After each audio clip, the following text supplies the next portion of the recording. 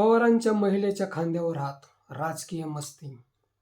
राजकीय महिलेच्या खांद्यावर हात ठेवणे म्हणजे महाराष्ट्राचे राजकारण कोणत्या थराला गेले याचा उत्तम नमुना होय. महिला दुसरी तिसरी कोणी नसून महाराष्ट्राचा जाणता राजा शरदरावजी यांच्या सूनबाई होत. ओमराजे राणा जगजितसिंह यांच्या त्या आत्या होत.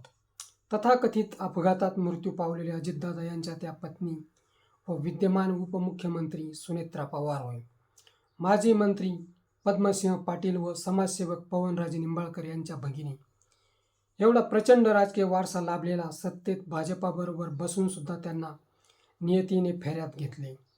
प्रफुल्ल पटेल कोणी धर्मात्मा नक्कीच नाही. विदर्भात भंडाऱ्याला तेंदूच्या पानापासून विड्या वळण्याचा त्यांचा पारिवारिक उद्योग होता.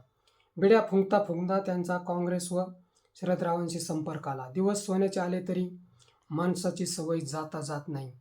मालक कामगारांशी वर्तन कोणत्या प्रकारचे करतात हे त्याचे उत्तम उदाहरण होय. अजितदादांनी पक्ष पळविला तेव्हा त्यांना कार्याध्यक्ष नेमले. अध्यक्ष गेल्याने हेच राष्ट्रवादीचे मालक समजत आहेत. त्यातूनच ही अवदसा डोक्यात शिरली असावी. शरदरावांना हयातीत हे वंगाळ दृश्य पाहावे लागत आहे. मित्रो, सुप्रीम कोर्ट आणि निवडणूक आयोगाच्या आट्यापाट्यांच्या खेळात पक्ष फोडाफोडी आणि अशा मस्तीखोरीला भूत आलेला आहे. तरी सुप्रीम कोर्ट व निवडणूक आयोगाने डोके शांत ठेवून एकचित्ताने विचार करावे आणि समजून घ्यावे की आपण पक्ष आणि चिन्ह कोणाच्या पारड्यात दिले आहे आणि कोणाच्या पाठीमागे ससेमिरा लावला आहे. मित्र, हा व्हिडिओ कसा वाटला ते कमेंट बॉक्समध्ये सांगा व ॲक्शन मराठी चॅनलला सबस्क्राईब करा.